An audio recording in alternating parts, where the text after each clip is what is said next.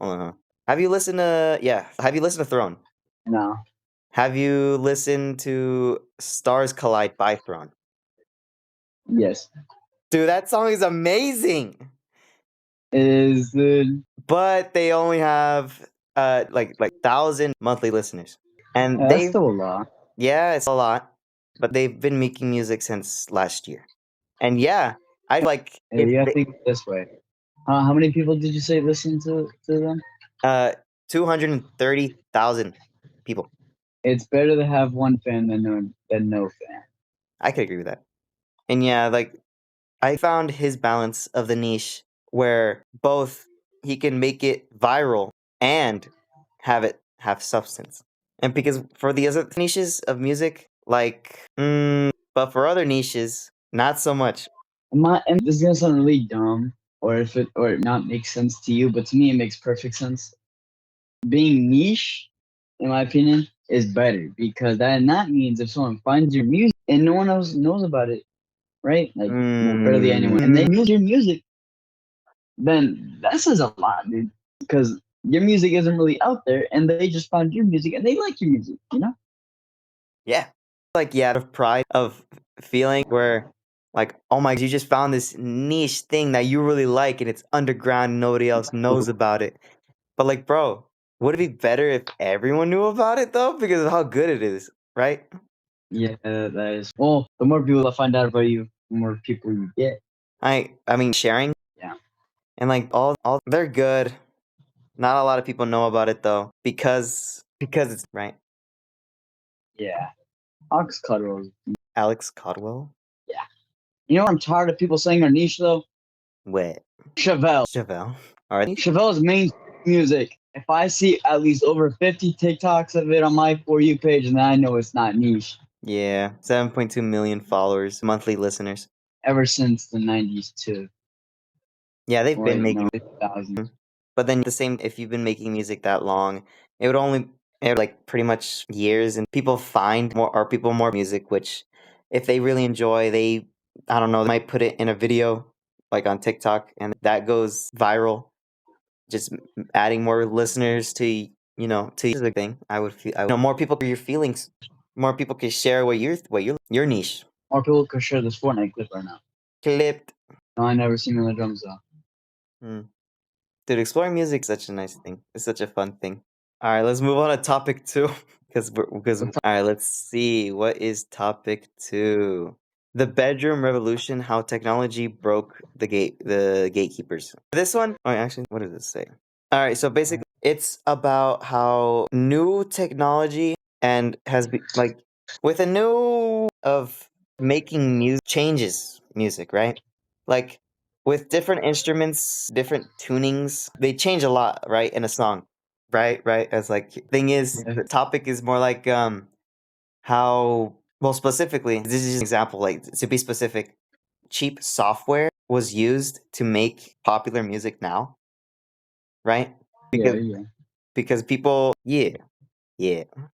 What like Yeah. digital audio work whatever that's SoundCloud with different forms of making music can come different forms of music. Basically, what do you think of that? I need more info. More info? We think like specifically cheap software. That is make for like just in your instead of going like think of it like this instead of going into like a professionals right to make music Yeah. like going physically into places like a studio, a sound, and then having to go. I don't know. After you're done making your music, having to go to like a radio station. That was the way of doing things. And that was the way to get your music out. But now with the invention of the internet, people have made software to make music, and because of the internet, it's just way easier just to click a button and send it. Have anyone listen to it. What do you think of that? That's pretty good. Yeah. How good? Oh goodness. What are you doing? I want another cheesecake. I need to get my hands on. Hey Chris, I have a question for you. Okay. Did you know mainstream rock from 1970 to the 1980s was incredibly diverse? Did you know that? Bet you I'm didn't. aware. Yeah, I've done research on this. Did well, This video podcast is all about the diversity of music. you practice that? Amir, Yeah. ha, loser. Okay. The decade with like the decline of 1960s psychedelic rock and ended up with punk wave and the first signs of 1980s arena rock. No one liked it. During those years, though, rock wasn't one sound. It was like a collection of styles that often coexist on radio and in the album sales. Did you know that? I can imagine it. Yeah. Okay. Well, did you that many listeners became with genres like glam metal and arena rock by the late 1980s, as I've stated earlier, in the early 1990s, for a combination of musical, cultural, and industry related reasons. Big choruses, power ballades, or whatever that one word was, flashy guitar solos, and highly polished productions. Mm-hmm. You didn't. Well, thank you for saying it. It just proves my point. Yeah, it's perfect. Yeah. Okay. One last fact. You want to hear my one last fact? I would love it. Alt rock developed into underground scenes long before it became mainstream. In fact, the term alt originally referred to outside the rock industry. I like that. I like it. Thank you for the insightful info. You're welcome. I would love it. One more. This one. Alright. Bands like Nirvana, as people know this too a lot. Pearl Jam, I bet you know that. And REM, I forgot the actual name because I've been shortening it for so long. Change them in different ways, but together they help shift the power away from the image-driven mainstream rock and towards artist-centered music. And when Nirvana released the album Nevermind in 1991, aka the year Sonic was released, it demonstrated that an underground sound could become a massive commercial success. Wow. I'm glad that you were off the top of your dome. Thank you. Yeah, man. And like that's the reason why different music exists also. It's kind of two reasons. First of all, people think that they can make they have a chance to make music better, they went at it.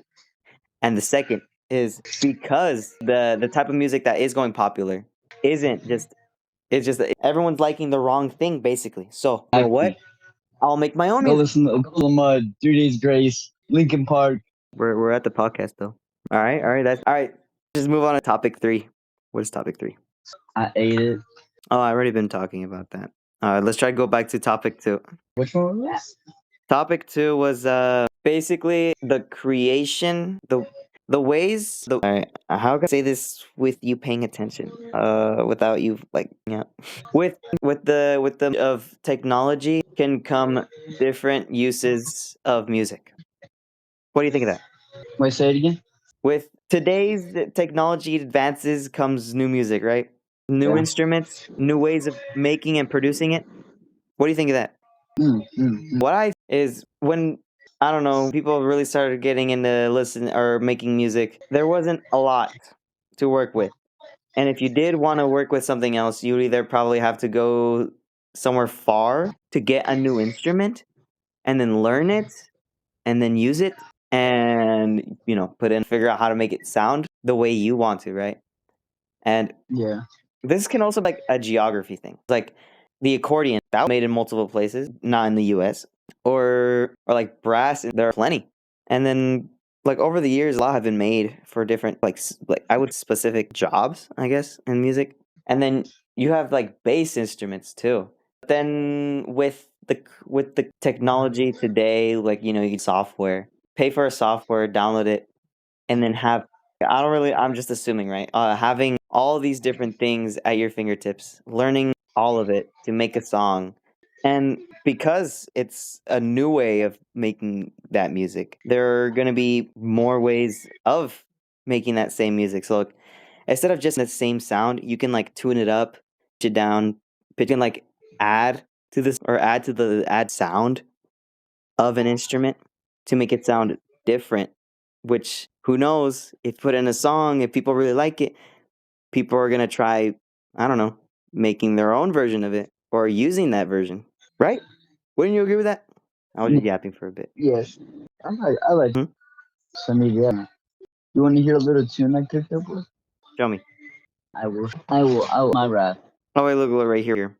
Right here, when I was may I historically grant corporate great or shit corporate is strict from music on global hell. Nope, this isn't what I'm looking for. Yeah, it is. Yeah. And then I have to go like on right here. Wait, is it like nutshell? Yeah. Wait. I'm too good at this game. I'm too good at this. Yeah. Yeah. Or are you? Yeah. Yeah. Anyway. Yeah. Anyway, what are we talking about again? All right. Hear me out. Widespread accessibility of cheap software, allowed to produce professional grade music in their bedroom, renting expensive physical studio spaces. Free channels like SoundCloud and streaming algorithms eliminate industry gatekeepers, keeping independent access to global like yeah this disturbing channels SoundCloud and streaming eliminate industry gatekeepers, keeping independent artists in while giving independent immediate access to global audiences and splitting music into highly targeted cultural look like listen this you need all right this explains the shift eliminating or element of the question that proves that music thousands of microgenres because technology decentralized power shift controlled away from corporate elites and handling it back into independent rebellious creators. Good job. Good job. Cool? Isn't that interesting? All right. Anyway, so does this mean we're done talking about music, or is there anything you would like to add? There's nothing I have to add. Yeah. Thank you. Very appreciated.